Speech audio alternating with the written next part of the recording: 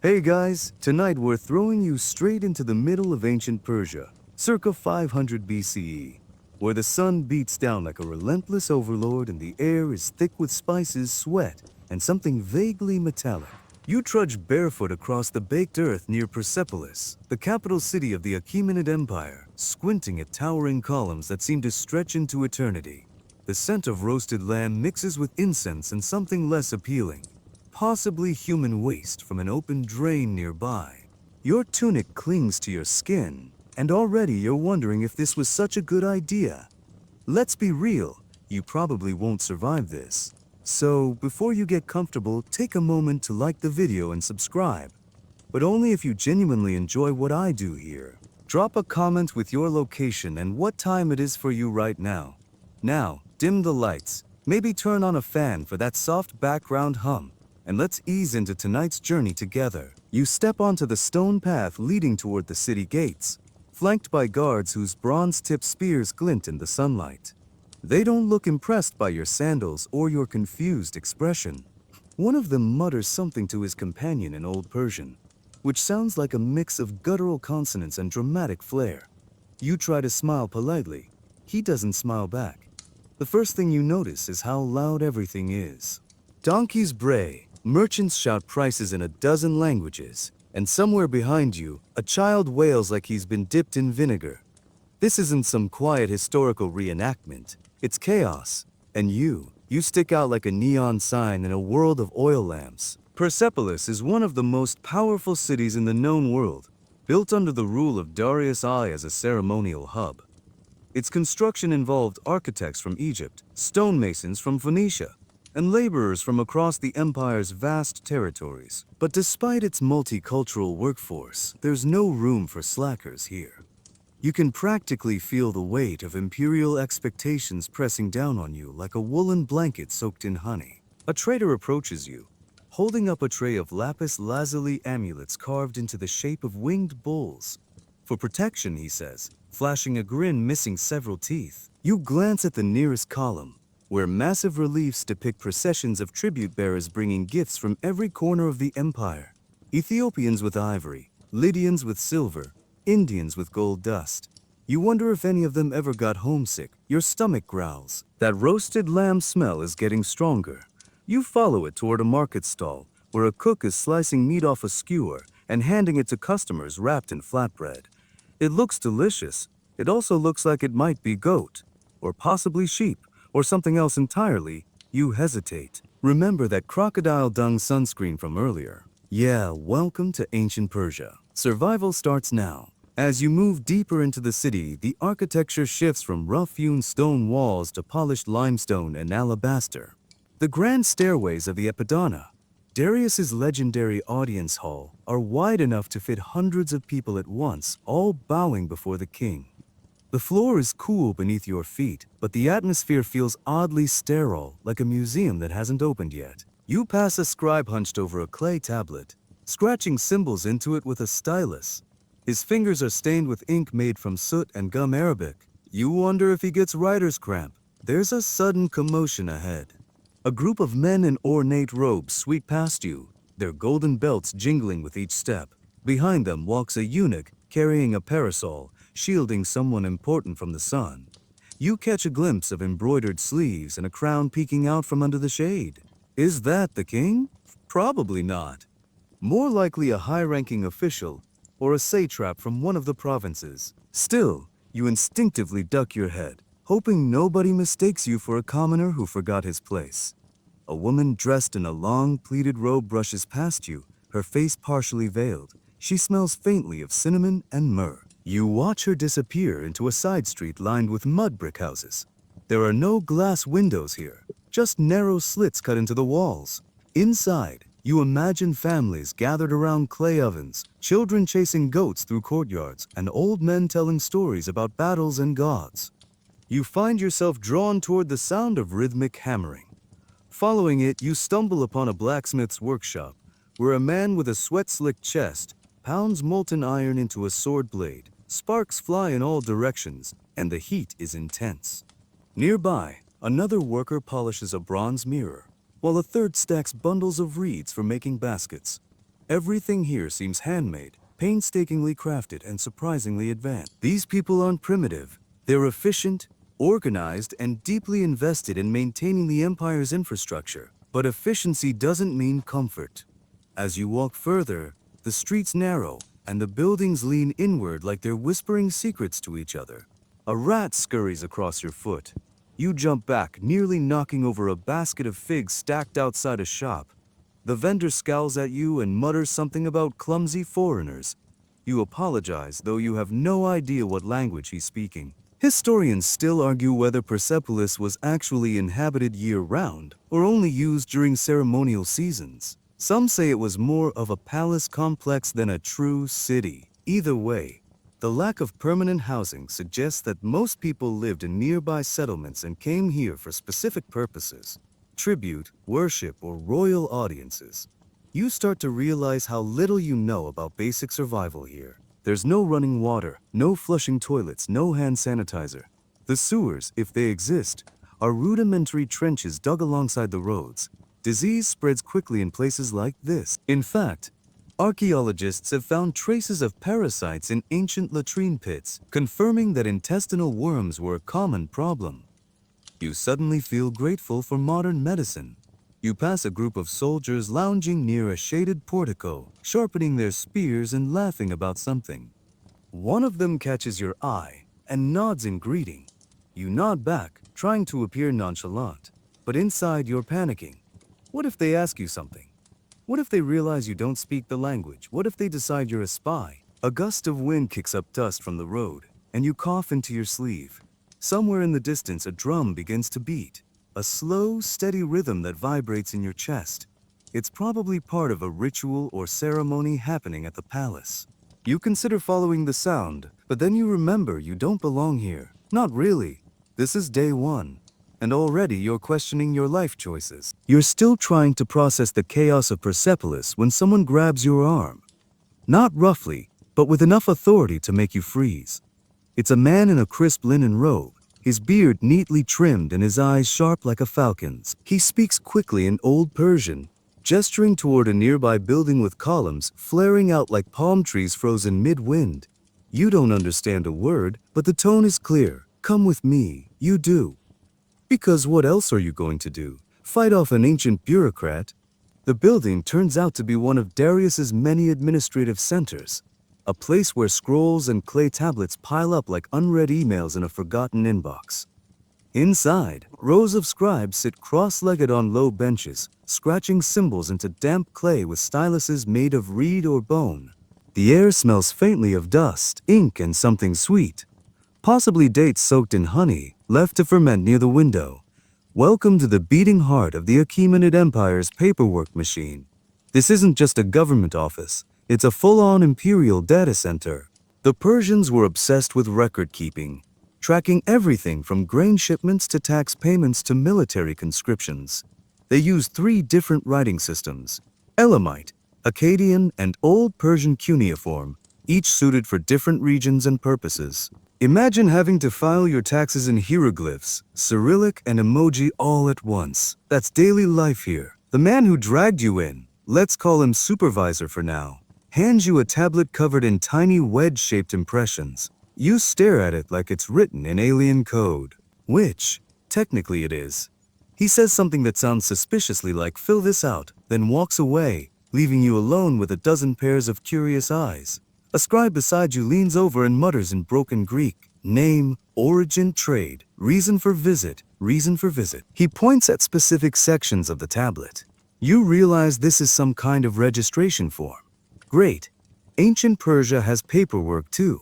You fumble through the questions as best you can, using gestures and expressions to fill in the blank. Your origin ends up being a rough sketch of a boat, which earns you a raised eyebrow.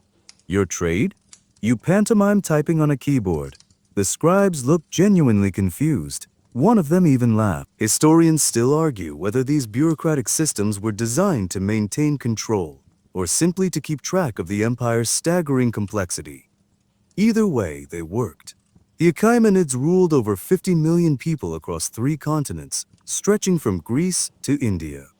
Managing that required structure, order, and, above all, documentation. As you hand back the tablet, another official appears with a ledger in hand. He flips through pages filled with neat columns of numbers and symbols. Then he stops, frowns, says something short and sharp. The scribes around you tense slightly. Uh-oh. Turns out there's a discrepancy in your paperwork. Or maybe you checked the wrong box. Either way, you've triggered an audit. In modern terms, it's like getting flagged by the IRS for a random check, except here there's no appeals process. Just more forms, more waiting, and the very real possibility of being reassigned to a labor gang if someone decides you're not useful. A new scribe arrives younger than the others, with ink-stained fingers and a bored expression. He hands you another tablet and starts dictating instructions. You try to follow along, but after 5 minutes of wedge-shaped characters, your brain feels like it's melting into soft wax.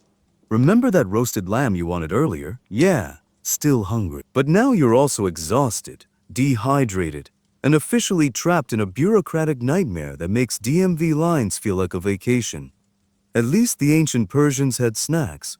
Someone offers you a handful of dried figs and a cup of diluted wine. You take both gratefully, wondering how long it will take before someone finally stamps your paperwork and lets you go. Hours pass, maybe days. Time stretches differently in places like this. Eventually, a bell rings somewhere deep inside the building, and the scribes begin rolling up their scrolls and stacking tablets into baskets. Supervisor reappears, gives you a curt nod, and motions toward the exit. You step outside into the late afternoon sun, blinking like someone emerging from a cave. The city noise hits you again. Donkeys bray, merchants shouting, children playing. But now, instead of feeling overwhelmed, you feel oddly detached. Because now you know, the real power in ancient Persia doesn't come from swords or horses or even kings. It comes from paperwork. But wait, just as you think you're free, Supervisor taps your shoulder again. This time, he holds up a second tablet. Looks almost identical to the first. He smiles. Sort of. It's more of a smirk. And suddenly you realize this was only the beginning. The Achaemenid bureaucracy didn't just manage citizens and trade. It ran the entire empire. Everything from land ownership to military logistics passed through these offices. Even the famed Royal Road, the ancient equivalent of a highway system, was maintained by officials who kept meticulous records. O.F. Chanku, relay stations where messengers could swap tired horses for fresh ones. The whole system was so efficient that Herodotus, the Greek historian, famously said of the Persian couriers, "There is no mortal thing that travels faster than these messengers." You start to wonder if that included getting approved for housing permits. The tablet in your hands now asks about your family background, religious affiliation, and previous employment history. You hesitate before answering the last one. How do you explain content creator in cuneiform? Your scribe friend from earlier gives you a nudge and whispers, "Say scribe." Easier. "Sir." You nod and scratch out the symbol for scribe. He rolls his eyes but says nothing. The Persian system wasn't just about collecting information, it was about control.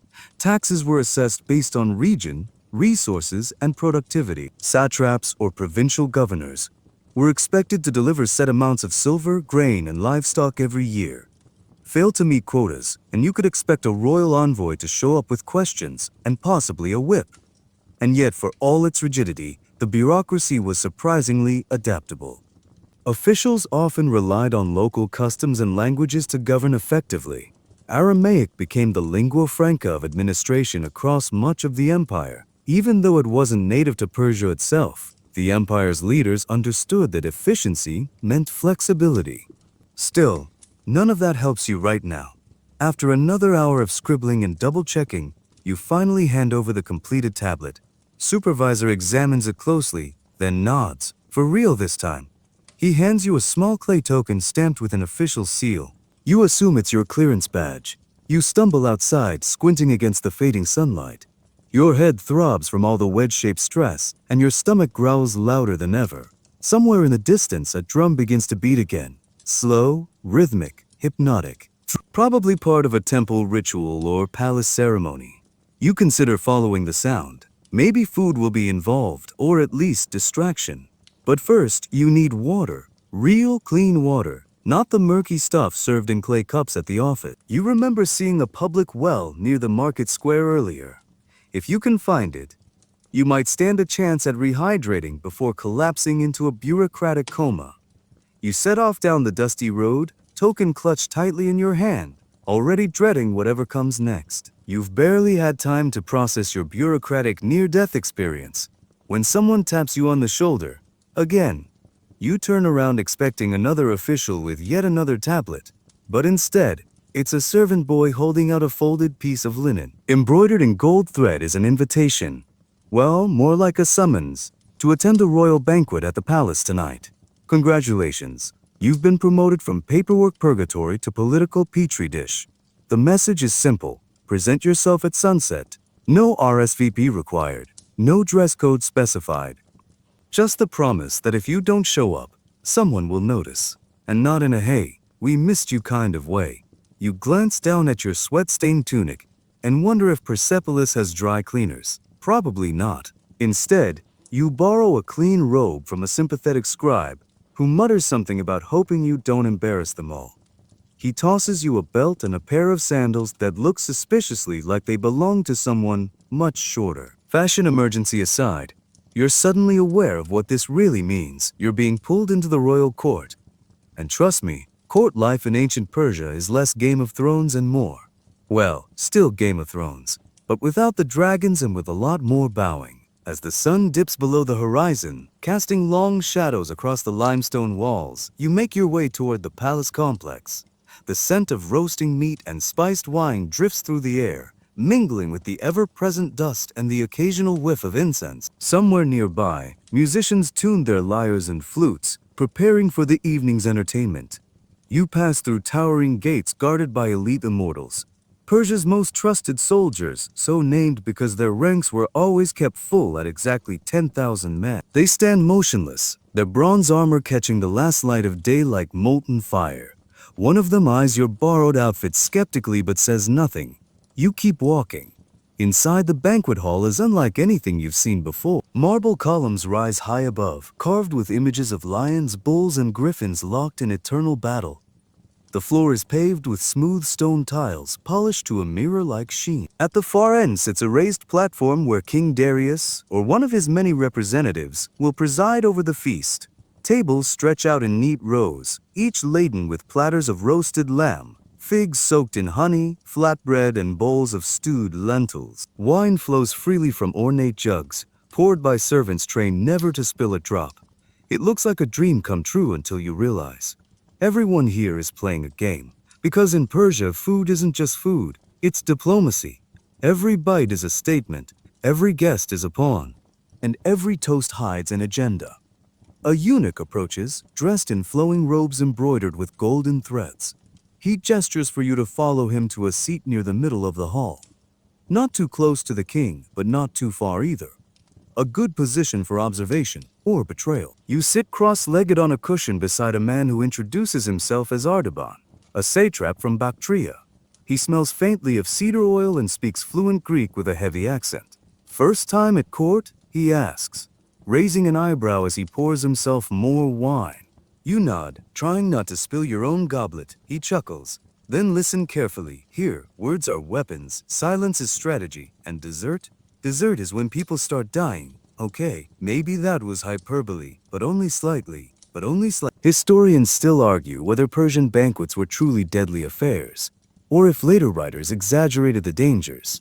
What we do know is that court life was deeply hierarchical, and survival depended on knowing your place, and knowing when to speak, when to drink, and when to disappear. The meal begins with a ritual blessing led by a Zoroastrian priest, who murmurs prayers to Ahura Mazda, while scattering handfuls of sacred herbs into a brazier. The flames flare briefly, sending curls of fragrant smoke into the air. Then comes the first course, dates stuffed with almonds, followed by thick stews seasoned with cumin, coriander, and saffron. The conversation around you is polite, measured. Everyone smiles a little too much. Someone mentions the harvest in media. Another talks about the weather in Susa. Nothing seems important, but you suspect otherwise. Remember that crocodile dung sunscreen from earlier? Yeah, welcome back to ancient Persia, where even dinner parties can get you killed. Artaban leans in closer, lowering his voice. They invited you because they want something, he says. Either information, loyalty, or both. So be careful what you say. Great. You weren't planning on giving away state secrets, but now you're wondering if your presence here is a reward or a trap. The music swells. Dancers enter the hall. Their movements fluid and hypnotic, adorned in silver jewelry that chimes with every step. Servants refill goblets. More dishes arrive. Roasted quail, pickled vegetables, pomegranates split open like rubies. But beneath the glamour, tension simmers. A satrap from Lydia exchanges a pointed glance with someone from Egypt. A noblewoman fans herself a little too dramatically. A cupbearer hesitates before pouring wine for a general. It's not paranoia, it's politics. At some point during the night, you find yourself toasted, not once, but twice. First by a man whose name you didn't catch, then by someone who calls you friend. Both times, you raise your goblet and drink, hoping it's not poisoned. Somewhere near the end of the night, a messenger rushes in, breathless and sweating. He whispers urgently to the king's advisor, who listens, nods, and then excuses himself mid-bite. Whatever news he brought, it's urgent enough to interrupt dessert.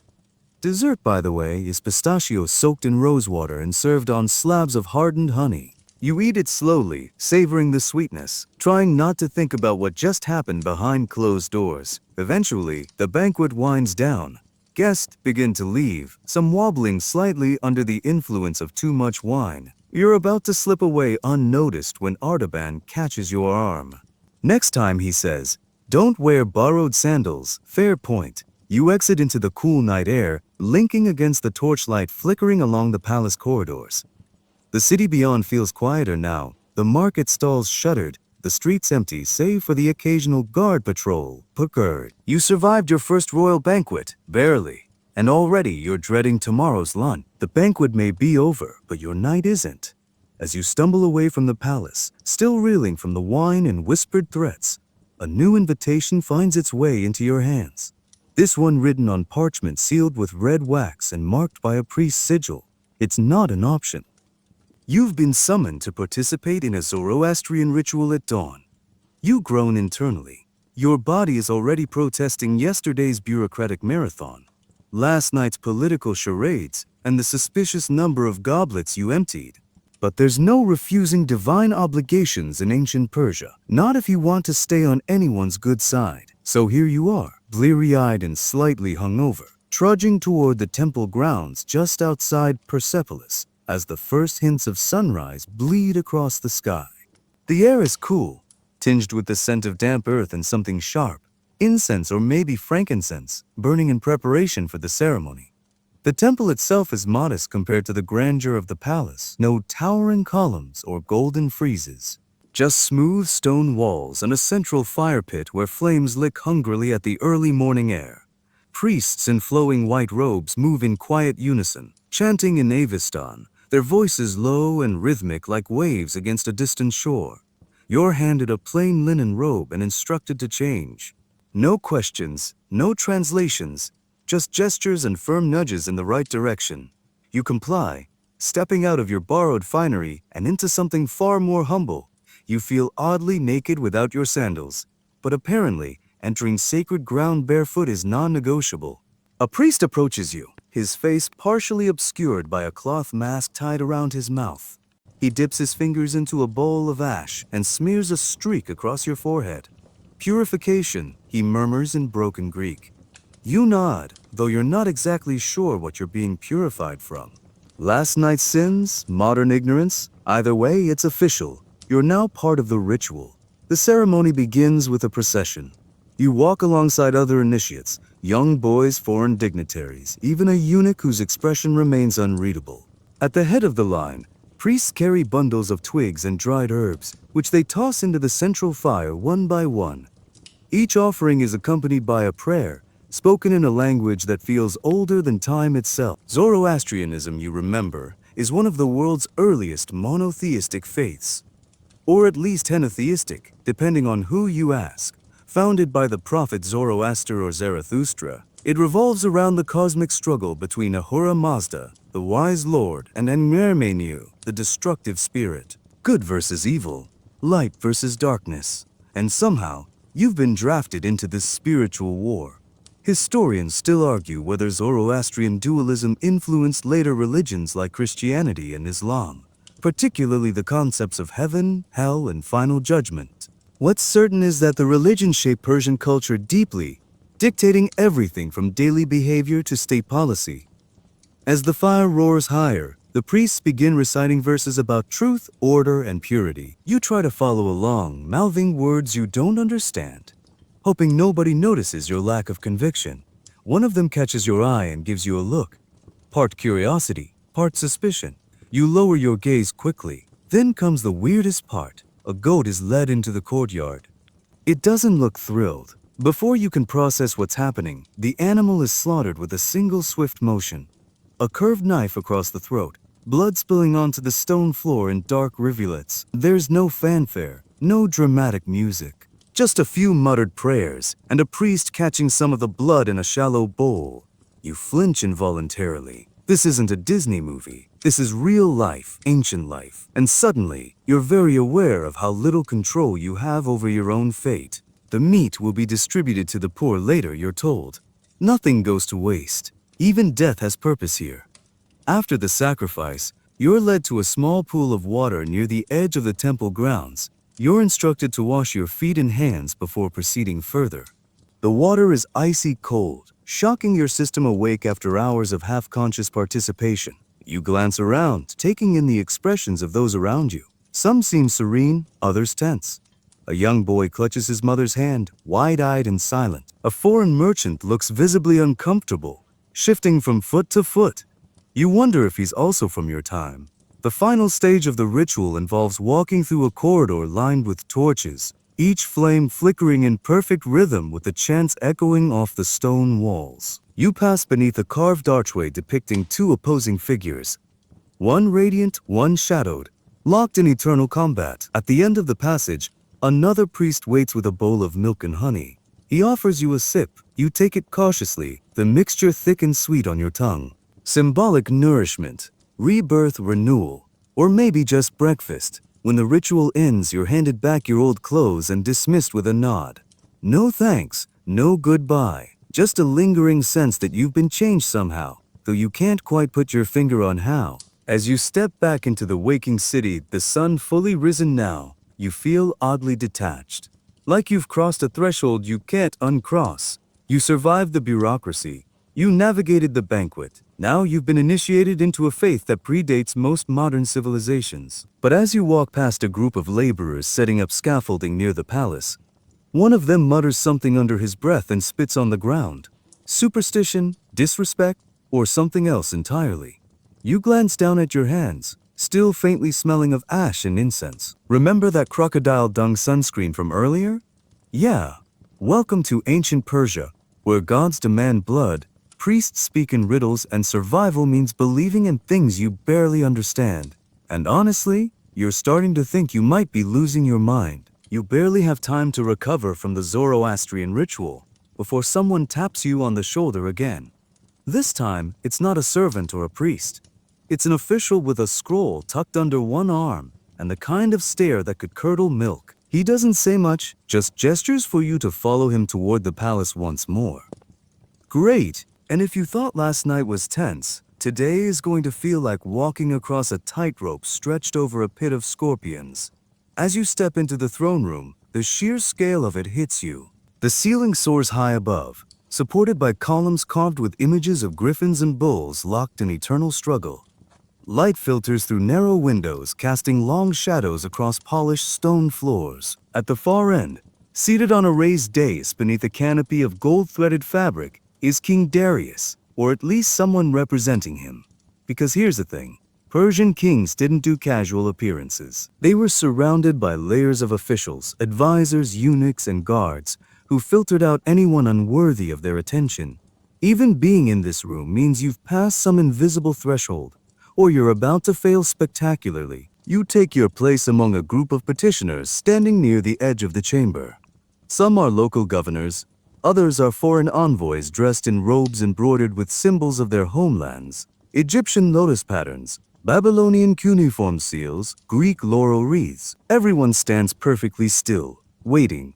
A eunuch steps forward, his voice carrying clearly despite the vast space. He announces the first case, a dispute between two satraps over tax collection rights in a disputed province. One man argues that his region has produced more grain than expected and should be rewarded with additional tribute privileges.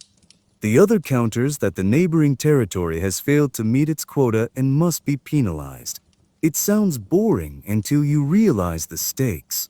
Losing this argument could mean exile, or worse.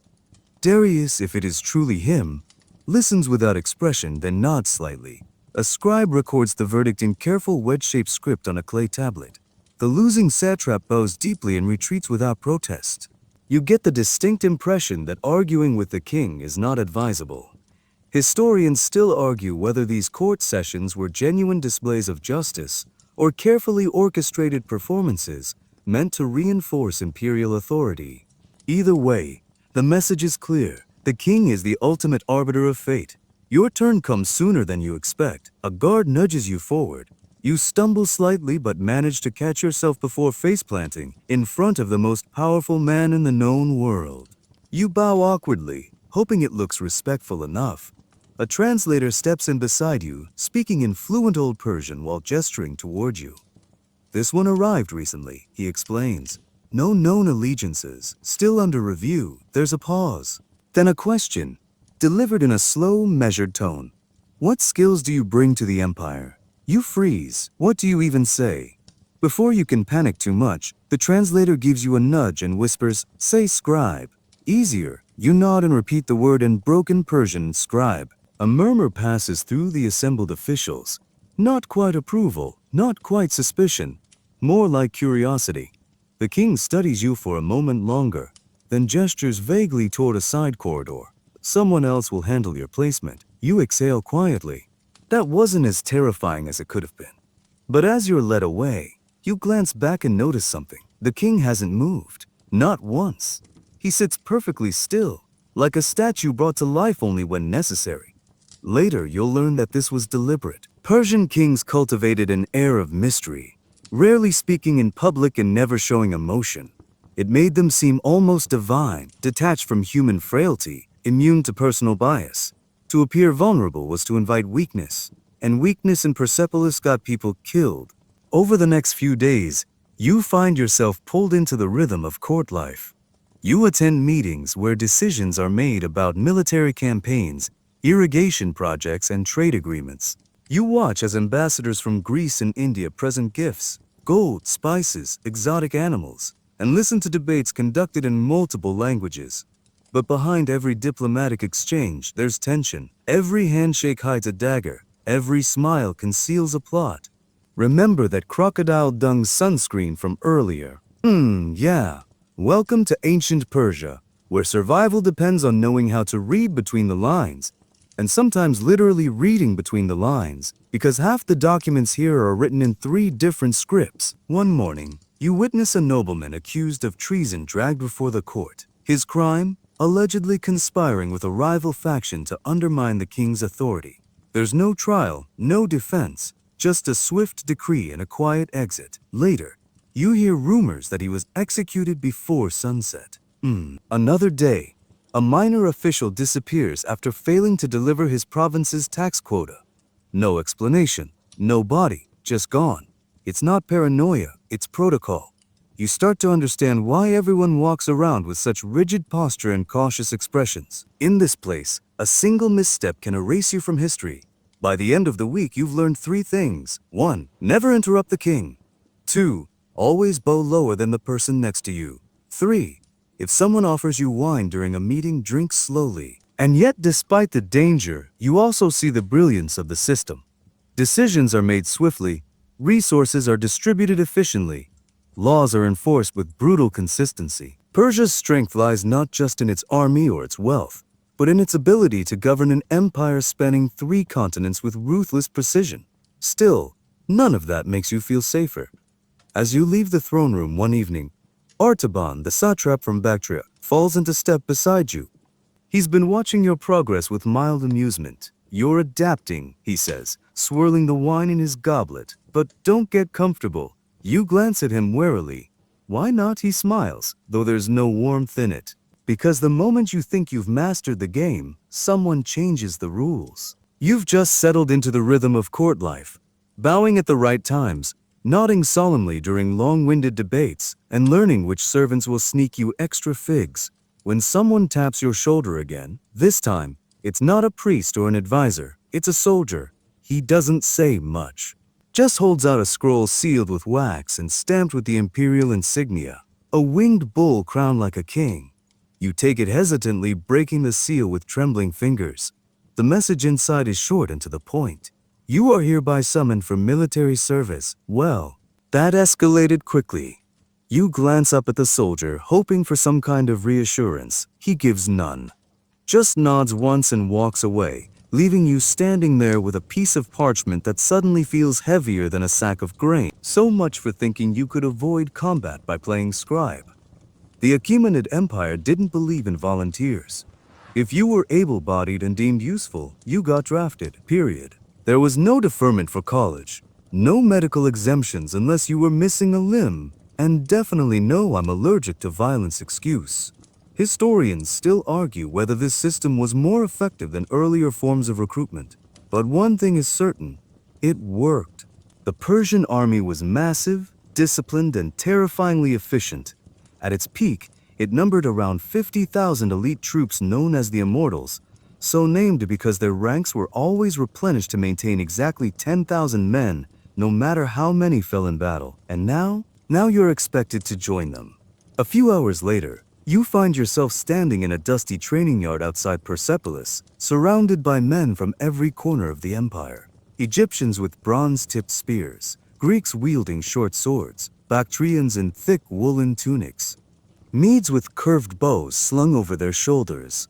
Everyone here looks like they know what they're doing. Everyone except you. A grizzled instructor barks something in Old Persian, and half the group immediately drops into a defensive stance. You hesitate, then scramble to mimic them. Your movements are awkward, uncoordinated. Someone snickers. Great! You're already the weakest link. Training begins immediately. First lesson, how to hold a spear without poking yourself in the eye. Second lesson, how to march in formation without tripping over your own feet.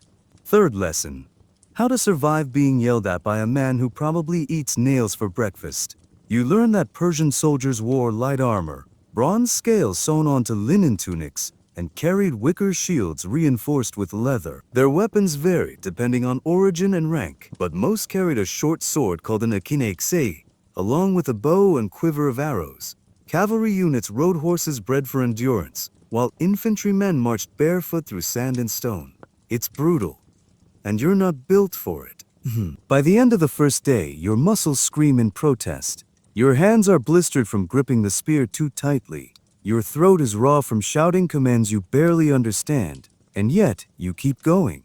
Because stopping means falling behind. And falling behind means getting left behind. Or worse. Remember that crocodile dung sunscreen from earlier? Yeah. Welcome to Ancient Persia, where sunburn is the least of your problems. During breaks, you sit with other recruits, trying to blend in while nursing your bruises. One of them, a Lydian named Mithridates, takes pity on you and offers tips between bites of dried meat. You move like a drunk goat, he says, chewing thoughtfully. But don't worry, they break everyone before they make them. You groan. That's supposed to be comforting, he shrugs. Just telling you how it is. Over the next few days, you start to get the hang of things. You learn how to hold a shield properly, how to block incoming strikes, how to roll to avoid being trampled by cavalry. You even manage to hit a target with your bow once. That counts as progress. But the real test comes when they send you into the field. One morning, you wake up to the sound of horns blaring across the training grounds. Orders are shouted. Men scramble into formation. You grab your gear and fall into line, heart pounding. Today isn't practice. Today, you're heading to the borderlands to reinforce a garrison stationed near a rebellious province. No grand battles, no heroic charges, just patrol duty and occasional skirmishes with local insurgents. Still dangerous, still deadly. As you march alongside hundreds of other soldiers, you realize something unsettling. These men have been trained to follow orders without question, to fight, to kill, to die if necessary. And so will you, if you want to survive. Because in ancient Persia, desertion wasn't an option. If you ran, you'd be hunted down. If you refused to fight, you'd be executed. Loyalty was absolute. Failure was fatal. You glance at the horizon, where distant hills blur into the early morning haze. Somewhere beyond those ridges lies danger, battle, blood, and possibly death. But there's no turning back now. You've barely survived the training grounds when someone hands you a new assignment. One that doesn't involve weapons, marching, or sunburned skin. Instead, it's paperwork again. But this time, it's not about taxes or land rights. It's about people. Specifically, it's about slaves. So, you stare at the scroll in your hands, trying to make sense of the dense cuneiform etched into the clay tablet. The symbols blur together like an indecipherable code, but the meaning is clear. You've been assigned to assist in the oversight of Persepolis' slave labor force. Great. Just when you thought things couldn't get more complicated, the Persian Empire relied heavily on enslaved workers to maintain its infrastructure, constructing palaces, digging irrigation canals, staffing royal households, and even serving as skilled artisans. Unlike later Roman slavery, which often treated enslaved individuals as expendable property, Persian law was, well, inconsistent. Some slaves were prisoners of war. Others were debtors who had sold themselves into servitude, and a few were even born into bondage without ever knowing freedom. Historians still argue whether Persian slavery was more humane than other ancient systems, or if the differences were mostly symbolic. What's certain is that enslaved people could own property, marry free citizens, and even buy their own freedom under certain conditions. But they were also subject to harsh punishments and forced labor, with little recourse if mistreated by their masters. You're not sure how you feel about any of this. Your first day on the job takes you to a sprawling compound near the city's outskirts, where rows of mud brick barracks house hundreds of enslaved workers. Some are locals captured during military campaigns. Others were bought from traders who brought them across vast distances. You spot men from Egypt, women from Lydia, children whose origins you can't place. A foreman named Artaban, no relation to the satrap you met earlier, greets you with a nod and hands you a ledger filled with names, tasks, and daily quotas. Keep track, he says simply. If someone falls behind, report it. You flip through the pages, noting entries like Nabeti, Weaver, 3 bolts of linen completed, and Darius, builder, failed to meet stone quota. There's no indication of punishment for the latter, just a mark beside his name. You wonder what happens next. As you walk through the compound, you see workers hauling bricks, grinding grain, and weaving textiles under the watchful eyes of guards armed with bronze-tipped spears. Some look resigned, others move with mechanical efficiency. A few glance at you with curiosity, probably wondering why a foreigner has been assigned to oversee them. One woman approaches you cautiously, her arms wrapped around a bundle of reeds used for basket weaving. She speaks in a dialect you barely recognize, but you catch the word water. She gestures toward a nearby trough, where a trickle of liquid drips from a cracked clay pipe. You check the ledger. Her name is Neferet, age unknown, assigned to weaving detail. No mention of water rations. You hesitate, then motion for one of the guards to bring her a cup.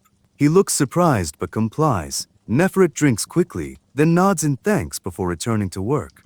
Artaban watches the exchange with mild amusement. You're going to have to harden up, he says. Sentiment gets people killed. You frown. She just needed water, he shrugs. And tomorrow she might ask for bread. Then rest. Then freedom. Before you know it, you've got a rebellion on your hands. You don't respond, because deep down you know he's right. This isn't modern morality. This is survival, and sentimentality doesn't factor into it. Later that afternoon, you witness a dispute between 2 overseers over a missing tool. One accuses the other of negligence. The other claims theft by a worker. The argument escalates until a whip is produced, and before you can intervene, one of the enslaved men is struck across the back. You flinch involuntarily. There's no outcry from the workers, no protest, just silence, broken only by the sound of the man's labored breathing. Artaban places a hand on your shoulder. They're not like us, he says gently. They don't think the same way, don't feel the same way. They exist to serve. You want to argue, to say something about human dignity, about justice, about the basic rights of every person, but you bite your tongue. Because here, those ideas don't exist, not yet. Remember that crocodile dung sunscreen from earlier? Yeah, welcome to ancient Persia, where morality is relative, power is absolute, and the line between master and servant is drawn in blood. By the end of the week, you've learned how to keep records, assign tasks, and enforce discipline without drawing attention to yourself. You haven't stopped questioning the system, but you've learned to navigate it. Because in this world, survival means accepting things you don't understand and pretending you do. Over the following days, you start noticing patterns in how the system operates. Enslaved workers aren't treated as interchangeable parts. Exactly. They're categorized based on skill, origin, and usefulness. Some are trusted with delicate tasks like carving reliefs into palace walls, while others are relegated to grueling manual labor like hauling stones or cleaning latrines. There's a hierarchy even among the enslaved. Skilled artisans earn slightly better treatment, sometimes even small rewards like extra food rations or access to communal baths. Those who cause trouble are punished swiftly, either through beatings, demotion to harder labor, or public humiliation. I'll explore. You begin to see how deeply embedded this structure is. Slaves aren't just laborers. They're part of the empire's economic engine. Their work fuels construction projects, textile production, and agricultural output. Without them, the grandeur of Persepolis wouldn't exist. But there are cracks in the system. One morning, you overhear two workers whispering near the grain storehouse. Their conversation is hurried, tense. When they notice you approaching, they fall silent immediately. You pretend not to notice, but the moment lingers in your mind. Later, Artaban pulls you aside. You saw them talking, he says. Report it. You hesitate. It was nothing. He narrows his eyes. That's not your decision. You want to defend them, say they weren't plotting anything, that they were probably just sharing stories or complaining about the heat. But you know better. In this world, suspicion is enough. So you nod. I'll note it in the ledger. He claps your shoulder. Good. You're learning. That night you lie awake in your quarters staring at the ceiling. You think about Nefrit, about the man who was whipped, about the whispered conversation you reported. You tell yourself it wasn't your fault, that you're just following orders, that survival matters more than principle. But deep down, you know that's a lie. Still, you keep going. Because stopping now would mean drawing attention to yourself. And in ancient Persia, that's the fastest way to disappear. You've barely wrapped your head around the brutal realities of slavery when someone hands you a new assignment. One that doesn't involve ledgers, whips, or moral dilemmas. Instead, it's orders to escort a caravan heading east towards Susa, one of Persia's major administrative centers. Great. Just what you needed, a road trip. Except this isn't Route 66. This is the Royal Road, an ancient highway stretching over 1,500 miles from Sardis in Lydia all the way to Susa in Elam, built under Darius I for fast communication across the empire. It's lined with relay stations where messengers can swap tired horses for fresh ones.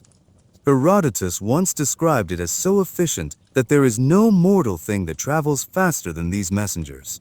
Unfortunately, that applies only if you're a trained courier riding at full speed.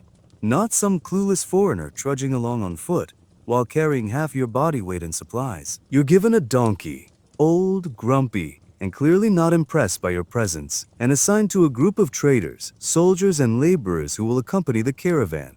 Your official title? Observer, which means you don't get to ride unless someone dies. And even then, you'd better hope nobody else wants their mount more than you do. The first day starts off relatively smoothly. The road is well maintained and near Persepolis, flanked by stone markers inscribed with royal decrees and warnings against banditry. You pass through small settlements where officials collect tolls in exchange for safe passage. Everyone seems to know the rules, everyone except you. By the second day, the terrain gets rougher. The flat plains give way to rocky hills, and the sun beats down like a blacksmith's hammer. Your water supply dwindles faster than expected. Someone warns you not to drink from roadside wells without checking them first. Some are contaminated with parasites. Others have been poisoned by rebels hoping to sabotage imperial trade. Remember that crocodile dung sunscreen from earlier? Yeah. Welcome to ancient Persia, where even the dirt wants you dead. As the days drag on, exhaustion sets in. Your feet blister inside your sandals. Your throat dries out despite careful rationing of water. The food, mostly dried dates, flatbread, and salted fish, starts tasting worse with every meal. You begin to envy the donkey, who at least has the luxury of chewing on whatever plant life he can find. At night, the group camps wherever they can find shelter. Abandoned caravanserais, shaded groves, or sometimes just open fields with nothing but stars overhead. Fires crackle in the darkness, casting flickering shadows across tents patched together from wool and linen. Soldiers keep watch, spears resting nearby, eyes scanning the horizon for movement. One evening, you ask one of the older traders why they risk this journey year after year. He laughs, spitting into the fire. Because there's gold at the end, he says. And because dying somewhere warm is better than freezing to death in the mountains. You glance toward the distant peaks looming in the distance. Those are the Zagros Mountains, the next leg of your journey, and they look about as inviting as a nest of scorpions. Historians still argue whether the Royal Road was truly as safe and efficient as Persian records claim. Some believe that while the infrastructure was impressive, actual travel remained dangerous due to unpredictable weather, hostile tribes, and logistical challenges. Either way, you're starting to think the empire exaggerated its own capabilities. The mountain pass proves your suspicions right. The path narrows dangerously, winding between jagged cliffs and sheer drops that make your stomach churn. Loose rocks shift beneath your boots, threatening to send you tumbling into oblivion. Your donkey slips twice, nearly dragging you down with him before regaining his footing. A few members of the caravan aren't so lucky. One trader loses his balance near a sharp turn and plummets silently into the ravine below. No one stops, no one looks back. They just keep moving, because stopping would mean risking more lives. Another man collapses from exposure halfway up the slope. His lips are cracked, his skin pale. Someone offers him water, but he's too weak to drink. By morning, he's gone. You start questioning your survival instincts. Why did you agree to this? What possible reason could justify walking through this hell? But there's no turning back now. By the time you reach the other side of the mountains, half the group is missing. Some died. Others simply vanished during the night, likely stolen away by raiders or swallowed by the cold. You're exhausted, dehydrated, bruised but alive. And somehow, that feels like an accomplishment. As the caravan descends into the fertile plains leading towards Susa, the landscape softens. Green fields stretch out before you, dotted with villages and orchards heavy with fruit. Birds chirp. The air smells faintly of jasmine and something sweet, possibly honey or roasted lamb. For the first time in days, you feel a flicker of hope. Then someone mutters, "Now we just have to survive the city." You groan. Of course, descending into the lowlands brings a false sense of relief. The temperature rises again, but now it's humid rather than dry, clinging to your skin like a damp blanket. Mosquitoes swarm in thick clouds near the river crossings, and your exposed arms and legs bear the red welts of their relentless attacks. You try not to scratch, it only makes it worse. The final stretch of the journey leads through farmland, where workers tend to wheat fields and date palms under the watchful eye of overseers mounted on donkeys. Irrigation canals crisscross the land, shimmering in the midday sun. A few children run alongside the caravan for a short distance, shouting in a language you don't recognize before disappearing back into the fields. Susa itself appears on the horizon like a mirage, its ziggurat rising above the surrounding plain, its mud brick walls glowing golden in the afternoon light. You've heard stories about the city, its grand palaces, its bustling markets, its towering temples dedicated to Inshushinak, the local god of justice and protection. But you also know what comes with cities: disease, crime, and the ever-present threat of being mistaken for a spy.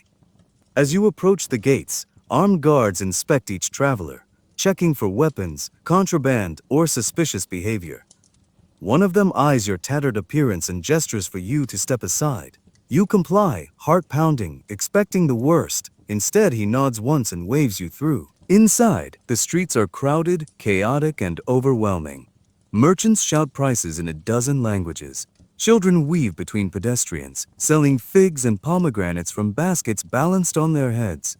The scent of roasting meat mixes with the stench of unwashed bodies and animal waste. You follow the caravan to a designated lodging house near the central market, where traders unload their goods and arrange deals with local buyers. You collapse onto a mat in a corner of the courtyard, too drained to care about the ants crawling near your feet. Someone tosses you a cup of watered-down wine. You drink it slowly, savoring the bitterness. You made it, sort of, because surviving the journey was only half the battle. Now comes the real test, staying alive in Susa. You barely have time to catch your breath in Susa before the sickness hits. It starts subtly. Just a tickle in your throat, a dull ache behind your eyes. You brush it off as exhaustion from the journey. After all, you just crossed mountains, dodged bandits, and survived donkey diplomacy. A little sniffle can't be that bad. But by morning, the fever sets in. Your body burns like a kiln. Someone presses a damp cloth to your forehead and mutters something about bad air before disappearing into the shadows of the lodging house. Great, you're sick. And not just any kind of sick. You're ancient sick, which means modern medicine is about as useful here as a wool umbrella in a sandstorm. Historians still argue whether Persian cities were particularly prone to disease, or if their sanitation systems simply couldn't keep up with population growth. Either way, one thing is certain. Ancient Persia was crawling with pathogens, parasites, and plagues that spread faster than gossip at court. And now you're part of the problem. The first few days blur together in a haze of delirium. Someone brings you watered-down wine mixed with herbs, possibly sage or thyme, but it tastes bitter and does little to ease your chills. At night, the fever spikes, and you dream of towering columns melting into rivers of blood, of masked priests chanting spells that do nothing, of hands reaching for you, but never quite touching your skin. You wake up sweating, soaked through your thin linen tunic, shivering despite the heat. The room smells of sweat, mildew, and something sharp burning myrrh used to ward off what they call evil humors. Yeah. Welcome to ancient medicine. Remember that crocodile dung sunscreen from earlier? Yeah. Welcome to ancient Persia, where illness isn't treated, it's endured. By the fourth day, someone decides you need a proper diagnosis. Enter the ASUA healer trained in both herbal remedies and ritual purification. He inspects you with clinical detachment, poking at your swollen glands, peering into your mouth, and listening to your heartbeat by placing his ear against your chest. After a long pause, he nods once and begins mixing a paste of crushed garlic, honey, and something that smells suspiciously like dried animal bile. He smears it across your chest and mutters a prayer to Mithra, god of contracts, light, and healing. Or at least that's what you think he said. You don't ask questions. You're too weak to argue. Later you learn that Persian healers believed illnesses came from imbalances in the body's four humors: blood, phlegm, yellow bile, and black bile. Treatments range from herbal infusions to bloodletting, depending on which humor was deemed excessive. Some cures actually worked. Others, well, let's just say, bleeding yourself until you pass out probably didn't help much. Still, compared to other ancient civilizations, Persian medicine had its moments of brilliance. They understood the importance of cleanliness, built early forms of quarantine facilities, and even practiced rudimentary surgery using bronze tools. But none of that matters. When you're lying in bed, wondering if this is how you die, you start noticing others falling ill around you. Merchants, servants, even a soldier who swore he was immune to everything except betrayal. One by one, they grow pale, cough violently, and retreat into silence. Some recover, others don't. No one talks about the dead, not openly. Bodies are removed at night wrapped in linen and buried outside the city walls without ceremony. Mourning is discouraged. Grief slows production, and production keeps the empire running. You begin to wonder if your own absence would go unnoticed. On the seventh day, the fever breaks. You wake up to find your sheets soaked in sweat, your throat raw but no longer burning, your limbs trembling but functional. Someone offers you a bowl of barley porridge, thick and bland, but you eat it anyway because it's food, and you're still alive for now. As you regain your strength, you start paying closer attention to the patterns of illness in the city. Disease doesn't strike randomly. It follows paths, clusters in crowded spaces, thrives in poor sanitation. You notice that laborers living near the irrigation canals get sick more often than traders in the upper districts. That children playing in the gutters tend to disappear before adulthood. You also notice the lack of doctors, or rather the presence of too many conflicting theories about what causes illness. Some blame evil spirits trapped in the air. Others insist it's punishment from the gods. A few whisper about invisible creatures carried in water and dust, though these ideas remain fringe. Historians still argue whether ancient Persians had any concept of germs, or if their medical practices were purely based on observation and superstition. Either way, survival depends more on luck than science. A week after your fever breaks, you return to work, whatever that means now. You're assigned to assist in record-keeping again, tracking grain shipments and tax collections while keeping an eye out for signs of plague outbreaks. It's not glamorous, but it keeps you fed and relatively safe. Still, every time someone sneezes near you, you flinch, because now you know, in ancient Persia, death doesn't always come with a sword or a whip. Sometimes, it comes quietly. Soon. And by the time you realize it's already inside you, it's too late. You've barely recovered from your brush with death by fever when someone taps you on the shoulder again. This time, it's not a soldier, a priest, or even a suspicious-looking merchant with something to sell. It's an official dressed in a robe embroidered with golden thread and carrying a scroll sealed with wax stamped by the imperial treasury. Congratulations, you've been reassigned to tax collection. Oh joy, because if there's one thing that unites all of ancient Persia, from the grand palaces of Persepolis to the dusty outposts near the Indus River, it's this. Everyone hates tax collectors. The Achaemenid Empire was built on tribute, not just gold and silver, but grain, livestock, textiles, and labor. Every province paid its share to the crown, and it was your job, now, to make sure they did. And if they didn't, well, let's just say exile was the best-case scenario. Historians still argue whether Persian taxation was more efficient than earlier systems or simply better documented. What's certain is that Darius I revolutionized imperial finance, instituting fixed tributes based on regional productivity rather than arbitrary demands. That meant no more surprise levies unless you really ticked off the king. But efficiency doesn't mean fairness, and it definitely doesn't mean popularity. Your first assignment takes you to a small farming village outside Susa, where mud brick houses cluster around irrigation canals and fields stretched toward the horizon like a patchwork quilt of wheat and barley. The locals greet you with wary eyes and tight smiles. They know why you're here. You're met by a local overseer named Zariadas, who hands you a ledger filled with names, land plots, and expected yields. They owe 3 bushels per household, he says. Some will pay willingly. Others, well, let's see. You nod, trying to look authoritative as you step into the village square. A crowd has already gathered. Farmers, shepherds, weavers, and children clutching their parents' robes. No one looks thrilled to see you. Zariadas claps his hands once and announces the demand in a voice loud enough to carry across the open space. Murmurs ripple through the crowd. Some people shuffle forward, placing sacks of grain at your feet. Others hesitate. One man steps forward, arms crossed. His tunic is patched, his boots worn thin. Last season's flood ruined half my field, he says. I lost 2 cows to sickness. How am I supposed to pay full tribute? Zariadas narrows his eyes. The king does not accept excuses. The man clenches his jaw but says nothing. He turns back to his wife, who places a smaller sack on the pile. You glance at the ledger. It notes only full payments. There's no column for hardship, no provision for bad harvests, just numbers, cold, unyielding, imperial numbers. Remember that crocodile dung sunscreen from earlier? Yeah. Welcome to ancient Persia, where math is your enemy and debt is a death sentence. Over the next few days, you travel from village to village, collecting what you can while watching how fear spreads faster than disease. Some communities welcome you with offerings of dates and wine, hoping to curry favor. Others hide behind locked doors, refusing to answer until guards arrive with spears drawn. In one town, a group of farmers tries to bribe you with extra grain in exchange for reducing their quota.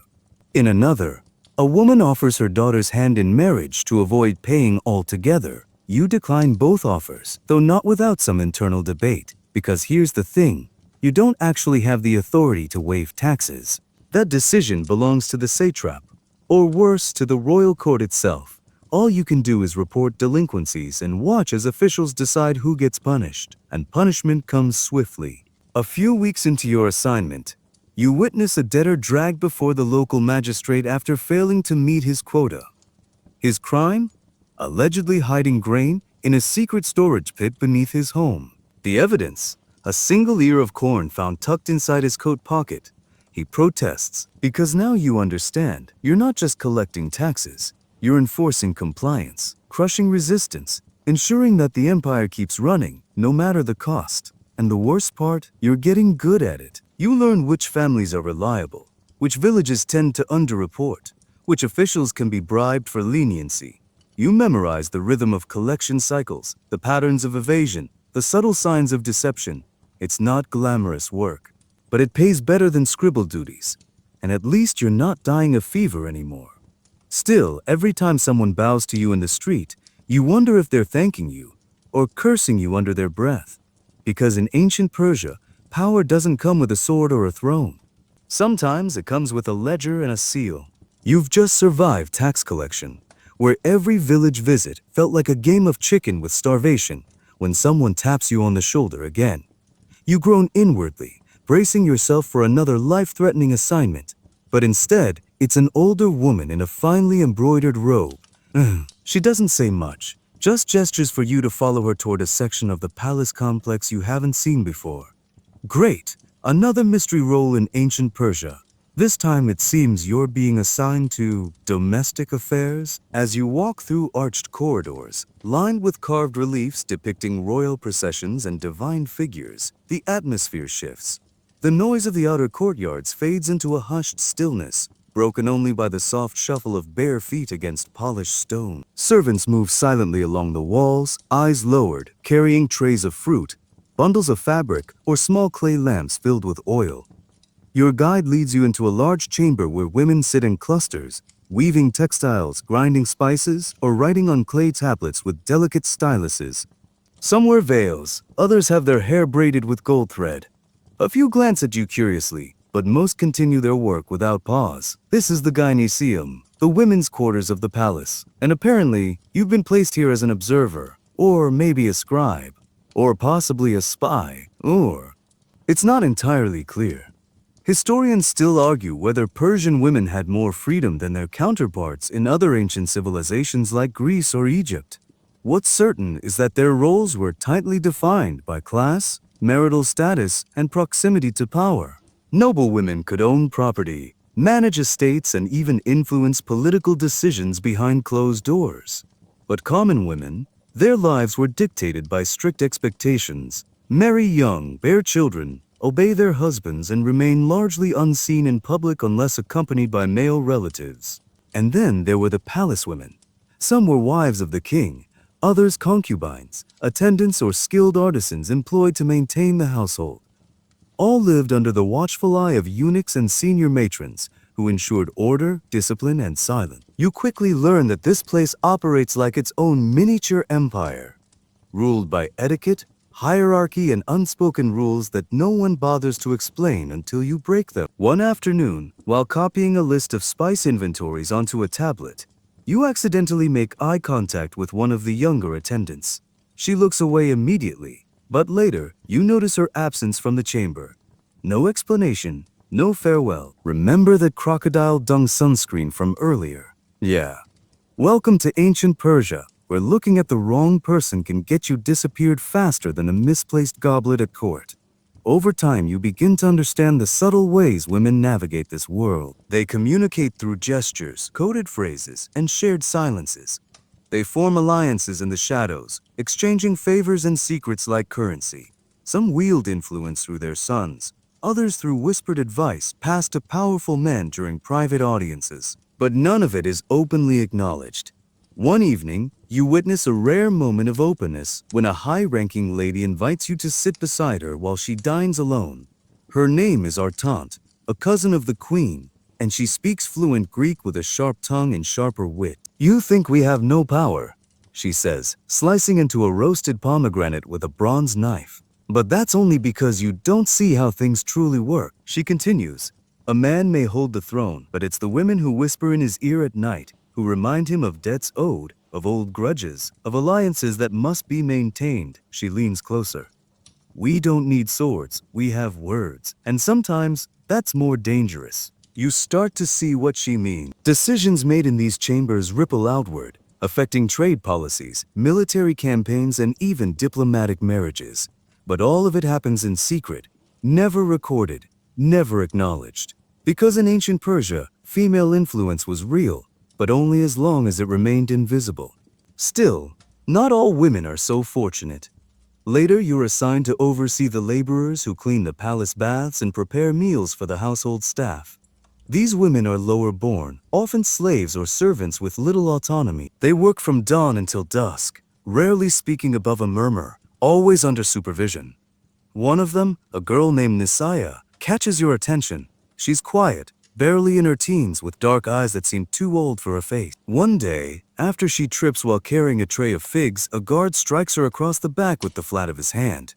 No one intervenes. Later, you ask Artaint about it. She sighs.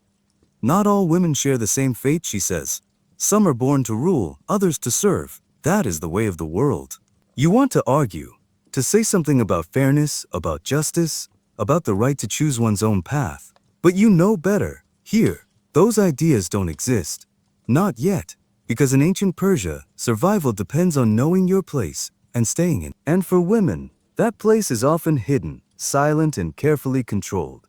Days pass, and you begin to notice patterns in how the women organize themselves. There's an elaborate system of seniority, some based on birth, others on experience or favor. The most trusted attendants handle personal matters for the queen, overseeing everything from clothing choices to diplomatic gifts. Others specialize in medicine, managing herbal remedies and assisting midwives during births. You observe one such session when a noblewoman goes into labor. The room fills with attendants who chant prayers to Anahita, goddess of fertility and water, while applying warm compresses soaked in lavender and honey.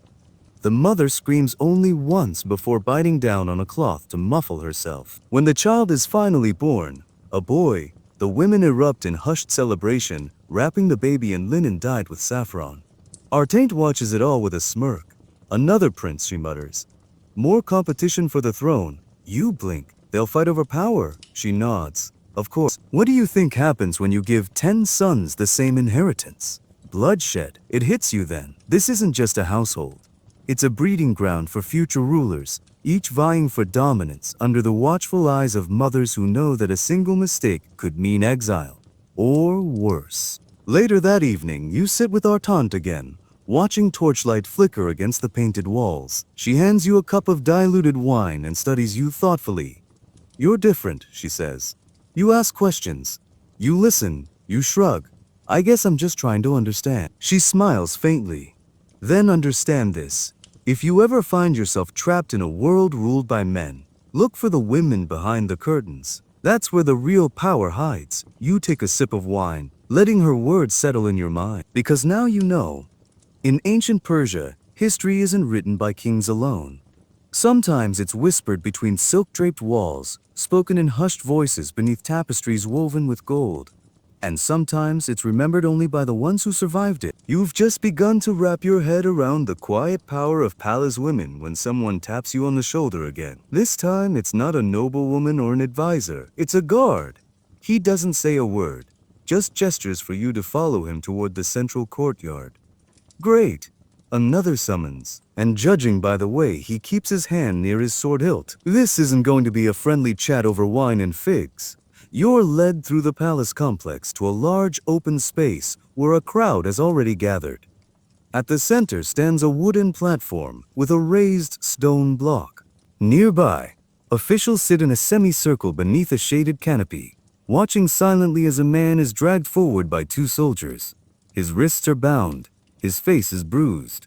He stumbles slightly before being forced to his knees. A judge, though judge might be too generous a term, stands and reads from a scroll. The language is formal, the tone flat. You catch only fragments. Theft, treason, disrespect. No trial, no defense, just a verdict delivered like a prophecy. The sentence? Execution. Execution. And not some quick, merciful death either. A soldier steps forward with a curved blade, the kind used for sacrifices at temple rituals, and raises it high above his head. You turn away just as the steel comes down. The crowd murmurs approval. One child claps. Someone mutters something about justice being served. You feel sick. Because welcome to ancient Persia, where punishment isn't about rehabilitation, it's about spectacle. Historians still argue whether Persian law was truly codified into a single system, or if justice varied depending on the whims of local rulers. What's certain is that crime was dealt with swiftly, brutally, and often publicly. Theft, treason, disobedience. Any of these could earn you exile, mutilation, or death, and forget about appeals. Later that evening, you find yourself assigned to assist in record-keeping once more. Only now, instead of tracking grain shipments or tax collections, you're documenting punishments. Each entry follows a strict format: name, crime, sentence, date. One tablet reads, Zaryaders, former overseer. Embezzlement, blinding. Another, Nabeti, weaver, disobedience, public whipping. And then there's one that chills you to the bone. Mithridates, traitor, treason. Impalement, tu, te z, d, praise. No weaver z shimni visedi. Disobedience, misha, sasiwari, stugo, tu, shazirji, tu. You remember Mithridates. He was the Lydian who gave you tips during your military training. Friendly guy. Liked to joke about how the empire fed its soldiers more dust than bread. Now he's gone. Because in ancient Persia, justice isn't about fairness. It's about control. Sarg, remember that crocodile dung sunscreen from earlier? Yeah. Welcome to ancient Persia, where the sun beats down harder than guilt, and survival means never questioning authority. Over the next few weeks, you witness more executions. Some for crimes you understand, others for reasons that remain unclear. One man is executed for speaking ill of the king during a drunken argument. Another disappears after failing to meet his labor quota for 3 consecutive months.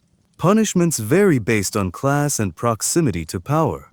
Nobles accused of serious crimes might be exiled or quietly poisoned. Commoners and slaves, they get the full treatment. Whippings, branding, even crucifixion in extreme cases. You start recognizing patterns. Crimes against property are punished harshly. Crimes against the state, even worse. But crimes against the royal family, those don't survive long enough to reach court records. One afternoon, you ask Artaban, a different Artaban, this one a mid-level official, why they don't imprison people instead of killing them. He laughs. Why would we waste resources feeding criminals, he says. Better to make an example of them. It makes sense in a horrifying way. Prisons are expensive. Public executions serve as warnings, and fear is free. Still, you can't shake the feeling that something is deeply wrong here, but you keep your mouth shut, because in ancient Persia, silence is survival, and sometimes even silence isn't enough. One night, you overhear a conversation between 2 guards near the palace gates. They speak in low voices, glancing around to make sure no one is listening. You catch only fragments, something about a missing ledger, a missing prisoner, a missing tongue. You don't stick around to hear more, because you know what happens to people who ask questions they shouldn't, and you're starting to think you've asked too many already. Days pass, and you begin to notice how deeply embedded this system of justice is in daily life. Even minor infractions carry consequences. A servant caught stealing food gets branded on the forehead. A soldier who disobeys orders receives 100 lashes. A merchant suspected of falsifying weights loses a finger. There's no room for error, no leniency, no mercy. You start seeing the signs everywhere. Men walking with missing ears, women wearing veils to hide scarred cheeks, children pointing at a man chained to a wall outside the market, whispering stories about what he did to deserve it. You try not to look, but it's impossible.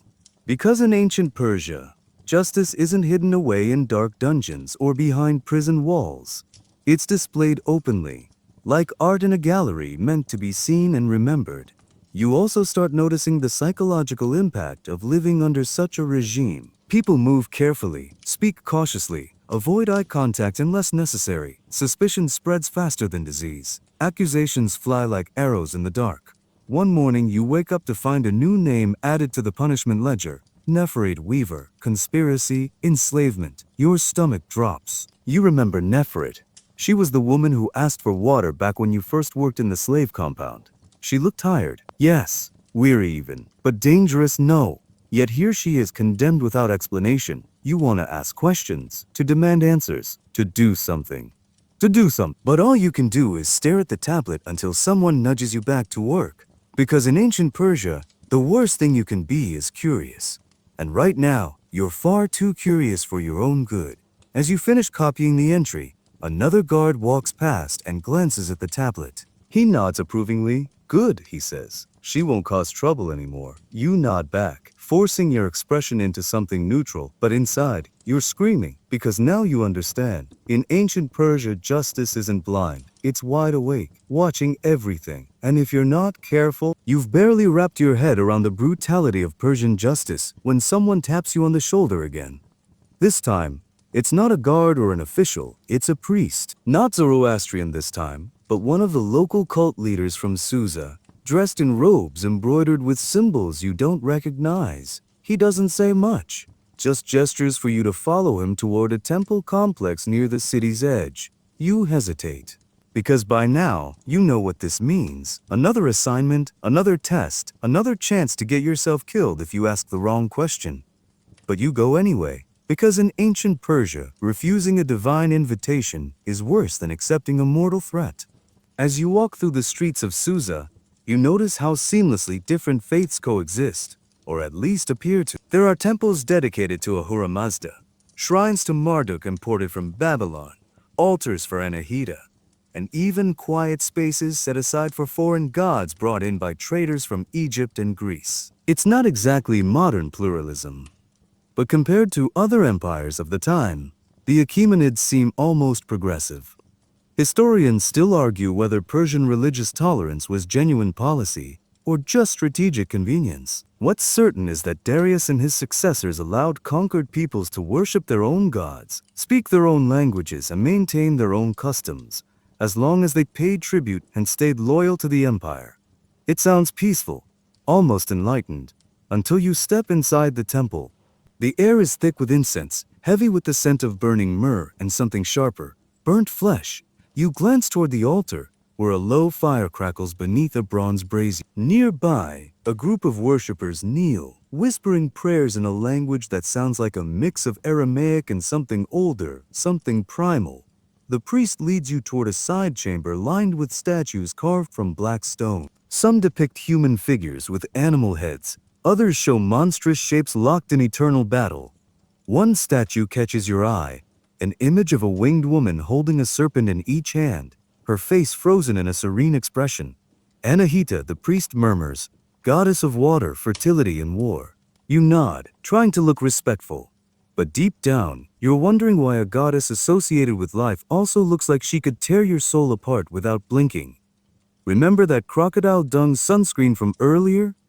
Yeah. Welcome to ancient Persia, where peace comes with sacrifices, and sometimes those sacrifices are literal. Over the next few days, you're pulled into the rituals of the temple. You witness ceremonies performed under moonlight, where masked priests chant invocations while dancers move in hypnotic patterns across the stone floor.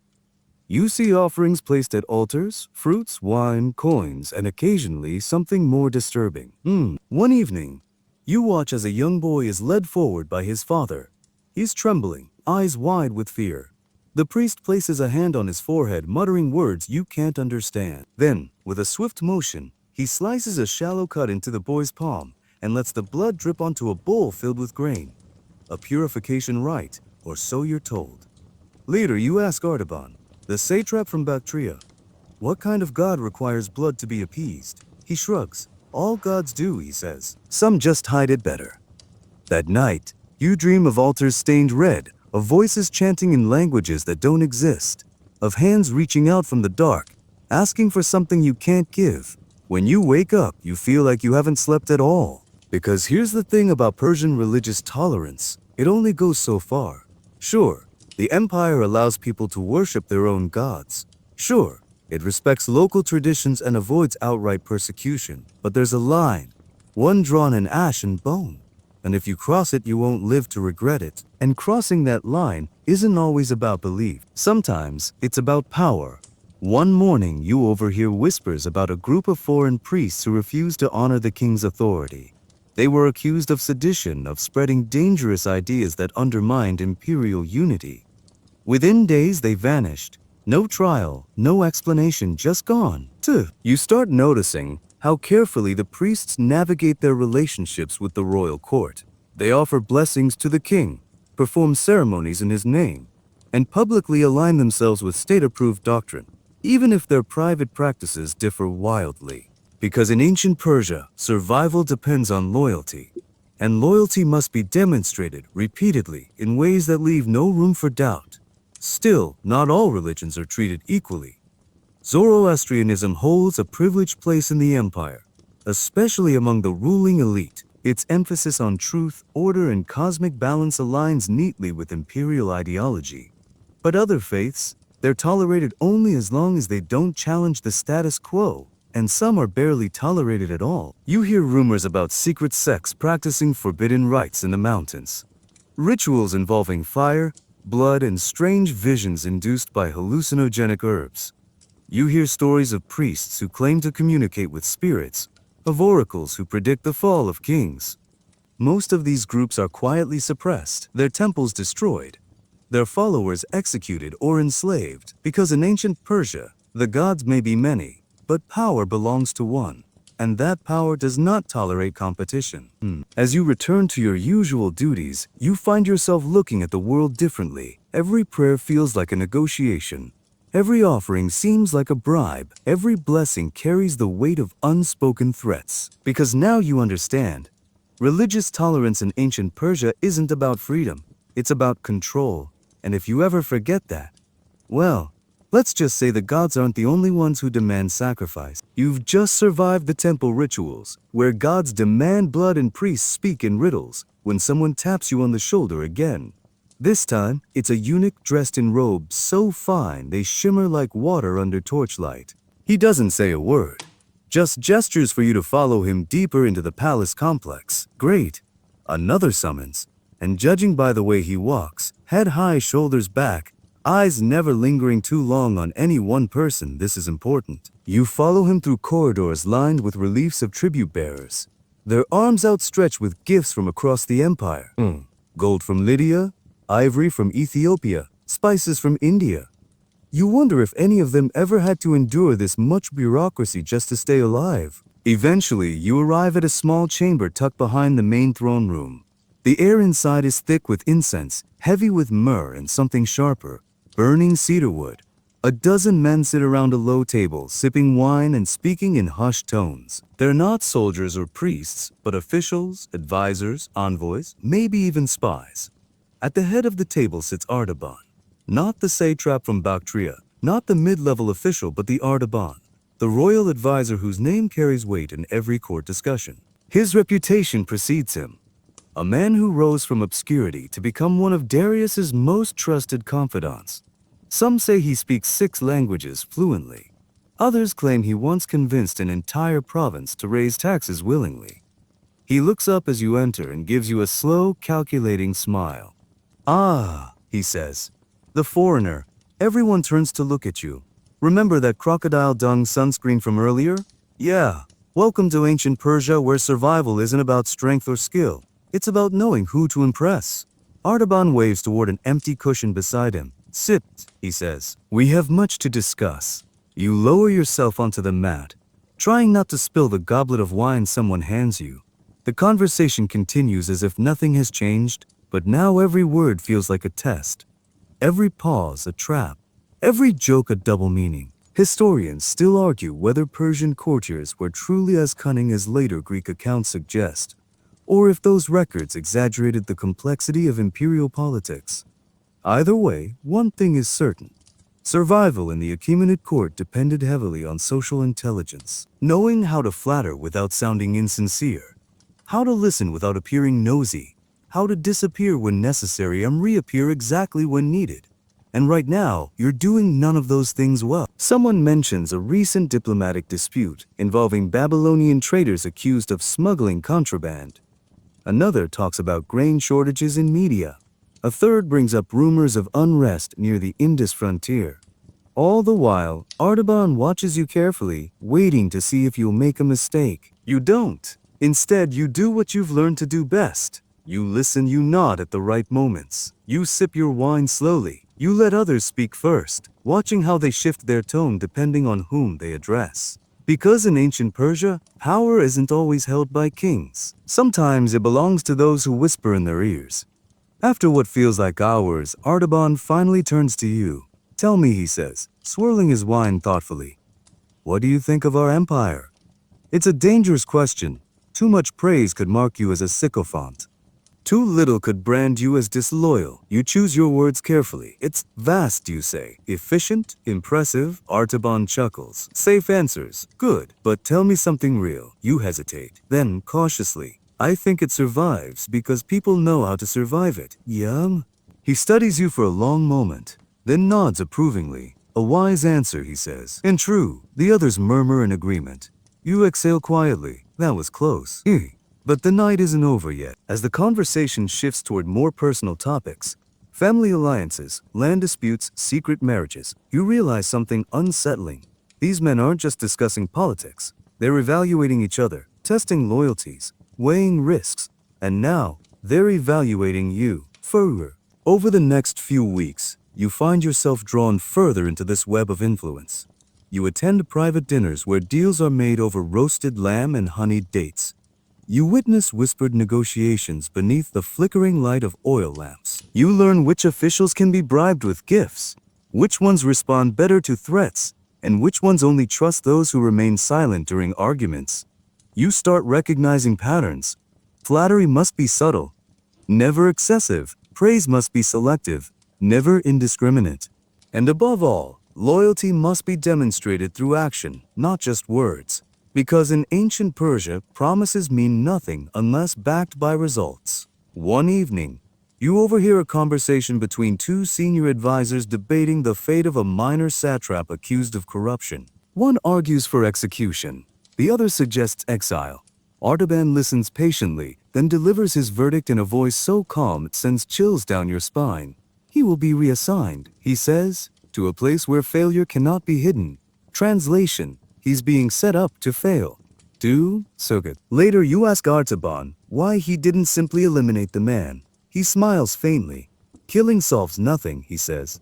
Exposure teaches everyone else to behave. That night, you dream of courtrooms filled with faceless figures, of voices rising and falling like ocean waves, of names being erased from ledgers with a single stroke of a stylus. When you wake up, you feel like you've aged 10 years. Because now you understand. In ancient Persia, power isn't seized, it's earned, carefully, patiently, ruthlessly, and if you want to survive, you'd better start learning how to play the game. You've spent weeks, maybe months, though time feels different here, navigating the labyrinth of ancient Persia.